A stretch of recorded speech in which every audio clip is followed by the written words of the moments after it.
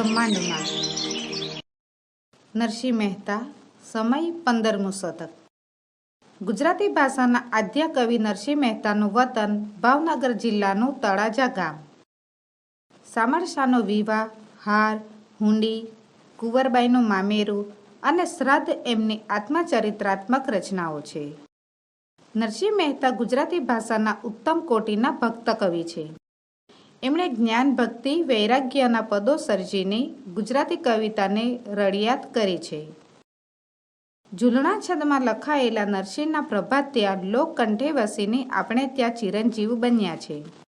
જેમ કે ભોળી રે ભરવાડણ, જળ કમળ છાંડી જાની, જાગને જાદવા, જાગોને જશોદાના જાયા વગેરે. હૃદયસ્પર્શી અને ભાવ નીતરતી એમની કાવ્યવાણી એની સરળતા અને સહજતાથી આપણા મનમાં રમી રહે છે.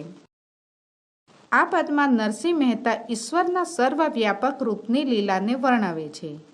સંસ્કૃતિમાં ઉક્તિ છે, એકમ સત વિપ્રા બહુધા વદંતી, એટલે કે પરમાત્મા તાત્વિક રીતે એક જ છે, પણ અનેક રૂપે દેખાય છે. જેમ સુવર્ણ એક છે, પણ એમાંથી ઘડાયેલા અલંકારોના નામ જુદા છે, એ રીતે પ્રભુ આ સૃષ્ટિમાં વિવિધ સ્વરૂપે પ્રગટ થાય છે. જ્ઞાનીઓએ રચેલા જ્ઞાન ગ્રંથોને સમજવામાં જે ગેરસમજ કરી છે, એને નરસિંહ મહેતા ગરબડ તરીકે ઓળખાવીને હસી કાઢે છે. આવા પરમેશ્વરને શાસ્ત્ર જ્ઞાન દ્વારા તો ખરા, પણ પ્રેમની પરાકાષ્ઠા રૂપે ભક્તિ દ્વારા સરસ રીતે પામી શકાય છે.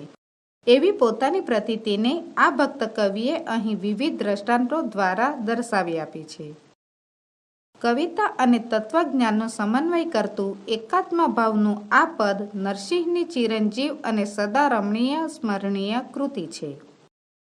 અખિલ બ્રહ્માંડમાં એક તું શ્રી હરિ, જૂજવે રૂપે અનંત ભાસે, દેહમાં દેવ તું, તત્વમાં તેજ તું, શૂન્યમાં શબ્દ થઈ વેદ વાસે. આ પંક્તિમાં કવિ કહે છે કે સમગ્ર બ્રહ્માંડમાં એક શ્રીહરિ તું જ છો, પણ તું જુદા જુદા અનંત રૂપે દેખાય છે. શ્રીહરિ દેહમાં દેવ રૂપે, તત્વમાં તેજ રૂપે, શૂન્યમાં શબ્દ રૂપે રહ્યો છે. પવન તું, પાણી તું, ભૂમિ તું, ભૂધરા, વૃક્ષ થઈ ફૂલી રહ્યો આકાશે. વિવિધ રચના કરી અનેક રસ લેવાને, શિવ થકી જીવ થયો એ જ આશે. આ પંક્તિમાં કવિ કહે છે કે ભૂધરા, પવન તું છે, પાણી તું છે અને તું જ આકાશમાં વૃક્ષ રૂપે ખીલી રહ્યો છે. આમ હરિએ અનેક પ્રકારના રસને માણવા માટે વિવિધ રચના કરી છે. એ જ આશાએ તે શિવમાંથી જીવ થયો.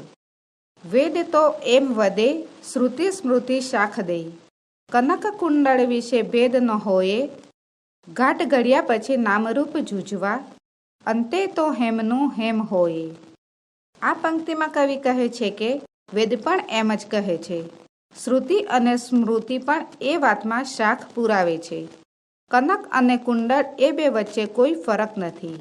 સોનામાંથી અનેક ઘાટના અલંકાર બનાવ્યા અને તેને જુદા જુદા નામ આપ્યા, પણ આખરે તો દરેકમાં સોનું જ છે.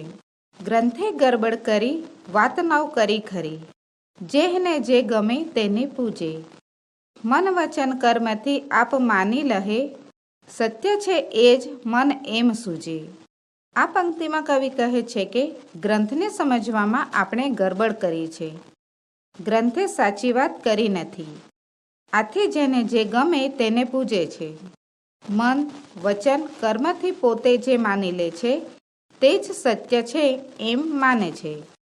વૃક્ષમાં બીજ તું, બીજમાં વૃક્ષ તું, જવું પટંતરો એ જ પાસે. ભણે નરસૈયો એ મન તણી શોધના, પ્રીત કરું પ્રેમથી પ્રગટ થાશે. આ પંક્તિમાં કવિ કહે છે કે વૃક્ષમાં બીજ તું જ છે, એમ બીજમાં વૃક્ષ પણ તું જ છે.